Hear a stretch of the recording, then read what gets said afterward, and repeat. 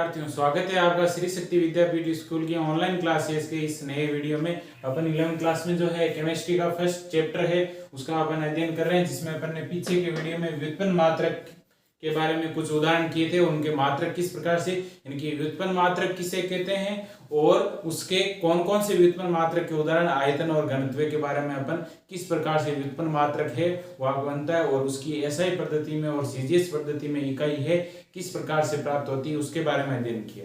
अब आज के जो चैप्टर में जो है अपना जो है इस लेक्चर में आपका रहेगा वह आपका अगला उदाहरण है आयतन और घनत्व के बारे में अपन ने कर लिया था। आज का जो उदाहरण है वो अपना है वेग, यानी कि नेक्स्ट जो आपका एग्जांपल रहेगा वो है वेग, यानी कि वेग है इसका जो है अपन मात्रक है किस प्रकार से डिराइव करते हैं। तो पहले अपन जानते हैं वेग कहते किसे हैं, तो आपकी वेग की परिभाषा कुछ इस प्रकार से होगी, प्रति इकाई समय में तय की गई दूरी, प्रति इकाई समय में तय की गई दूरी, या इसको अपन क्या बोल सकते हैं, विस्थापन भी बोलते हैं दूरी को, तय की गई दूरी को वेग कहते हैं।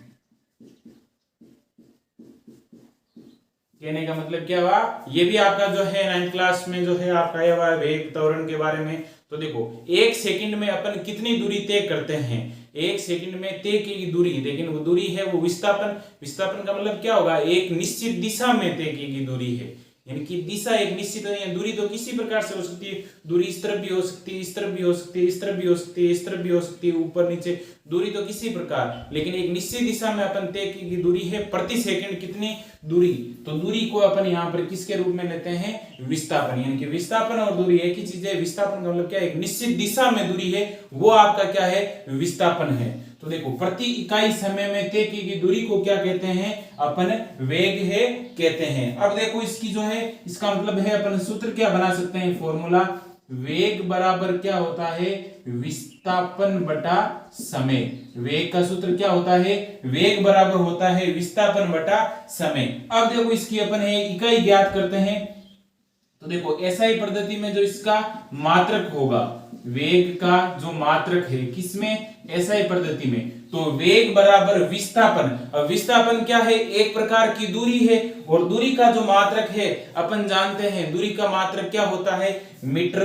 तो देखो यहां पर क्या हो जाएगा, मीटर हो जाएगा। फिर है आपका समय का मात्रक अपन जानते हैं क्या होता है, सेकंड।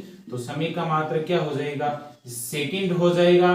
तो मीटर के लिए अपन क्या यूज लेते हैं, एम हो गया, सेकंड के लिए एस, या फिर इसका मात्रक क्या बन जाएगा, मीटर सेकंड इनवर्स। इनवर्स का मतलब उल्टा, इसकी पावर जो 1 है ऊपर आकर के क्या हो जाएगी, -1 हो जाएगी। Metre second inverse, metre into second inverse, inverse कहा जाता है -1 की पावर को, या फिर मीटर इंटू सेकंड की पावर -1 ये भी बोल सकते हो, या मीटर प्रति सेकंड, मीटर प्रति सेकंड किसका मात्रक हो गया, वेग का मात्रक हो गया एसआई पद्धति में। अब देखो क्यों ये आपका बड़ा मात्रक है, तो वेग को अपन है सेंटीमीटर प्रति सेकंड के रूप में सीजीएस पद्धति में अपन इसका मात्रक है वो ज्ञात कर सकते हैं। तो देखो वो इसका व्युत्पन्न मात्रक होगा। तो वेग बराबर अपन जानते हैं क्या होता है, मीटर प्रति सेकंड। एसआई पद्धति में मीटर होता है, जबकि सीजीएस पद्धति में मीटर की जगह क्या हो जाएगा, सेंटीमीटर, यानी कि सेमी हो जाएगा। और समय का मात्रक दोनों ही पद्धति में सेम ही रहता है क्या, सेकंड। तो मात्रक क्या हो जाएगा, सेंटीमीटर प्रति सेकंड, या फिर अपन क्या लिख सकते हैं, सेंटीमीटर इंटू सेकंड की पावर -1। ये हो जाएगा आपका वेग है। उसके लिए अपन जो है वेग एक जो भौतिक राशि है उसका अपन ने क्या किया, जो है मूल जो है भौतिक राशि यानी कि जो है मीटर और समय के मात्रक से अपन ने क्या किया, वेग का व्युत्पन्न मात्रक है मात्रक निकाला मूल भौतिक राशियों के साथ या मूल मात्रकों की सहायता से इस वेग का अपने को मात्रक मिला। यही क्या कहलाते हैं, व्युत्पन्न मात्रक कहलाते हैं। तो वेग ये अपना तीसरा एग्जांपल है, कंप्लीट हो गया, इसका आप स्क्रीनशॉट ले सकते हो। फिर आते हैं अपन अगले उदाहरण पे।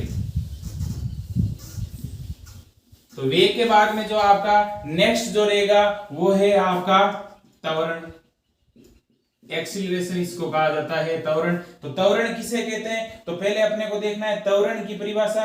तो एकांक समय में वेग में परिवर्तन की दर को क्या कहते हैं, एकांक समय में वेग परिवर्तन की दर, एकांक समय में वेग परिवर्तन की दर त्वरण कहलाती है। वेग परिवर्तन की दर है वो त्वरण कहलाती है। एकांक समय में वेग परिवर्तन की दर क्या कहलाती है?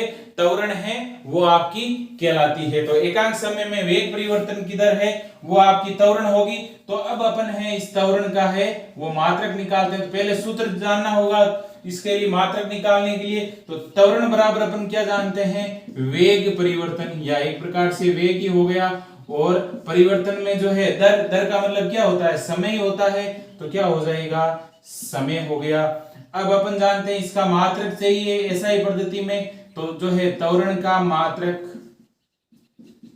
मात्रक या इकाई बोल दो या यूनिट कहा जाता है जिसको, वेग परिवर्तन। तो वेग का मात्रक क्या होता है? तो वेग का मात्रक अपन ने निकाला था, क्या था आपका? मीटर प्रति सेकंड। ये जो मीटर प्रति सेकंड है ये किसका मात्रक? वेग परिवर्तन, वेग परिवर्तन का मतलब वेग ही है, तो मीटर प्रति सेकंड ये तो मात्रक हो गया किसका? वेग परिवर्तन या वेग का। बट्टा नीचे वापस क्या है? समय। तो समय का मात्रक वापस क्या होगा आपका? सेकंड, और सेकंड के लिए अपन क्या लिखते हैं? एस लिखते हैं। अब देखो वेग परिवर्तन में मीटर प्रति सेकंड है ये, तो ये सेकंड है आपका कहां पर आएगा? नीचे आएगा। तो आपका क्या हो जाएगा? मीटर प्रति सेकंड स्क्वायर। क्या हो जाएगा? मीटर प्रति सेकंड स्क्वायर। या फिर है अगला मात्रक, इसी को मात्रक को अपन कैसे लिख सकते हैं? मीटर सेकंड की पावर क्या हो जाएगा? -2। ये किसका मात्रक होता है? आपका त्वरण का मात्रक होता है क्या? मीटर प्रति सेकंड स्क्वायर बोल दो, या मीटर इंटू सेकंड की पावर क्या हो जाएगी? -2। तो वेग परिवर्तन की दर को क्या कहते हैं? त्वरण कहा जाता है। वेग परिवर्तन दर का मतलब समय, तो वेग का मात्रक मीटर प्रति सेकंड, जो कि इससे पहले अपन ने जस्ट पहले निकाला है। समय का मात्रक सेकंड, ये सेकंड नीचे आएगा तो सेकंड एक ये हो गया, एक ये आएगा नीचे, तो सेकंड की पावर है कितनी हो जाएगी? 2, क्यों? गुणा में घातांक क्या हो जाती है? जुड़ जाती है। तो एक इसकी पावर, एक इसकी पावर, सेकंड की पावर कितनी हो जाएगी? 2 हो जाएगी। तो मीटर प्रति सेकंड स्क्वायर, ये सेकंड स्क्वायर इसको मैं ऊपर लेके आऊंगा, तो यहां पर ये +2 है, ऊपर आकर के क्या हो जाएगा? -2 हो जाएगा। तो ये हो गया आपका त्वरण का मात्रक। एसआई पद्धति में, सीजीएस पद्धति में देखो क्या मात्रक बनेगा, तो ये आपका आसान रहेगा। त्वरण का मात्रक सीजीएस पद्धति में अपन देखते हैं, तो त्वरण के मात्रक के लिए सीजीएस पद्धति में क्या होगा? मीटर की जगह आपका क्या हो जाएगा? सेंटीमीटर हो जाएगा। तो ये यहां पर क्या हो जाएगा? सेंटीमीटर प्रति सेकंड स्क्वायर, या फिर अपन क्या ले सकते हैं? सेंटीमीटर सेकंड की पावर क्या हो जाएगा? -2। ये हो जाएगा आपका जो है सीजीएस पद्धति में त्वरण का मात्रक। तो मूल मात्रकों की सहायता से अपन क्या कर रहे हैं? जो है अन्य भौतिक राशियां हैं उनके मात्रक अपन ज्ञात करते हैं। मूल मात्रकों की सहायता से वो सारे मात्रक किसके अंतर्गत आते हैं? व्युत्पन्न मात्रक के अंतर्गत आते हैं। अब आते हैं अपन नेक्स्ट एग्जांपल पे, उससे पहले आप इसको यहां पर नोट डाउन कर सकते हो। फिर है अगला जो एग्जांपल है, वो अगली जो भौतिक राशि है वो है आपकी बल। नेक्स्ट बल जो भौतिक राशि है वो है आपकी बल। तो बल देखो क्या होगा? तो बल के लिए सीधा आपका फॉर्मूला, ये भी इसकी जो है लैंग्वेज है, यानी कि जो है एक कोई वस्तु है एक निश्चित दिशा में जो है ये जो है कितना त्वरण है, यानी कि किसी एक द्रव्यमान की वस्तु, अब वो द्रव्यमान है कितना भी हो सकता है, उस द्रव्यमान की जो है एक फिक्स द्रव्यमान की वस्तु कितना त्वरण बना रही है, तो वो आपका उसका क्या कहलाता है? जो है बल कहलाता है। अब देखो क्या होगा? ये त्वरण है तो बल बराबर, आपको सूत्र याद रखना होगा, ये भी आपका जो न्यूटन्स लॉ है वहां पर आया था कि बल बराबर है, 9th क्लास में आ रखा है ये जो है, बल बराबर होता है आपका द्रव्यमान गुणा त्वरण। बल बराबर होता है आपका द्रव्यमान गुणा त्वरण। त्वरण किसे कहते हैं? ये चीज अपन ने जान ली है। वेग में परिवर्तन की दर क्या कहलाती है? त्वरण कहलाती है। और द्रव्यमान को मल्टीप्लाई कर दिया तो क्या हो जाएगा? बल। जैसे मान लो ये कोई वस्तु है, इस जगह स्थिर रखी हुई है, अब मैं क्या कर रहा हूं? इस पे क्या कर रहा हूं? किसी वेग में जो है, यानी कि एक निश्चित समय में मैं इसको क्या कर रहा हूं? इसका जो वेग है, यानी कि किसी भी स्पीड से चल रही होगी, या इसका वेग है 0 होगा, लेकिन जैसे ही इसका कुछ न कुछ द्रव्यमान भी होगा, तो द्रव्यमान तो क्या हो जाएगा? आपका m हो जाएगा। फिर इसमें बाहर से मैं क्या कर रहा हूं? जैसे ही इसका मतलब वेग में इसको बल लगाता हूं, तो उसकी वजह से इसके वेग में क्या आएगा? परिवर्तन आएगा। क्यों? ये जो है कुछ अभी तो इसका वेग मान लो 0 है, लेकिन जैसे ही इसमें मैंने ये बल लगाया तो यह इसके वेग में परिवर्तन आ गया। तो वेग में परिवर्तन और इसका कुछ द्रव्यमान, वो दोनों मिलकर के क्या बनाएंगे? आपका बल बनता है। तो इसका मतलब बल बराबर आपका क्या होता है? द्रव्यमान गुणा त्वरण है वो होता है। तो देखो इसका जो है सूत्र क्या बनेगा? एमकेएस बोल दो या एसआई पद्धति में, तो वो आपका क्या रहेगा? बल बराबर द्रव्यमान गुणा त्वरण। तो मात्रक जो है बल बराबर द्रव्यमान को अपन है किस में प्रदर्शित करते हैं? एम से, या फिर द्रव्यमान की इकाई लिख देते हैं। द्रव्यमान है वो आपका क्या होता है? केजी में। एसआई पद्धति में इकाई क्या होती है? मूल मात्रक है। द्रव्यमान का मात्रक क्या था? किलोग्राम था। त्वरण है, त्वरण का मात्रक अभी अपन ने जो है पीछे निकाला था, क्या होता है? मीटर प्रति सेकंड स्क्वायर। त्वरण का मात्रक क्या होता है? ऐसा ही या एमकेएस पद्धति में मान लो तो क्या हो जाएगा? किलोग्राम इंटू मीटर प्रति सेकंड स्क्वायर। ये आपका मात्रक हो गया किसका? बल का मात्रक। या इसी को मैं क्या लिख सकता हूं? किलोग्राम इंटू मीटर और सेकंड की पावर क्या हो जाएगी? -2 हो जाएगी। ये भी आपका क्या है? बल का मात्रक है। तो किलोग्राम इंटू, तो देखो बल बराबर अपन जानते हैं, सूत्र से याद रखना, फॉर्मूला अपने आप बनेगा कि बल बराबर क्या होता है? द्रव्यमान गुणा त्वरण होता है। त्वरण की इकाई आपने पीछे अभी पढ़ी है, मीटर प्रति सेकंड स्क्वायर। द्रव्यमान अपन जानते हैं किसी भी वस्तु का द्रव्यमान किस में मापा जाता है?